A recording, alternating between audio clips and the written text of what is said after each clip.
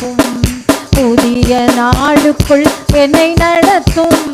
புதிய கிருபையால் என்னை நிரப்பும். ஆரம்பம் அற்பமானாலும்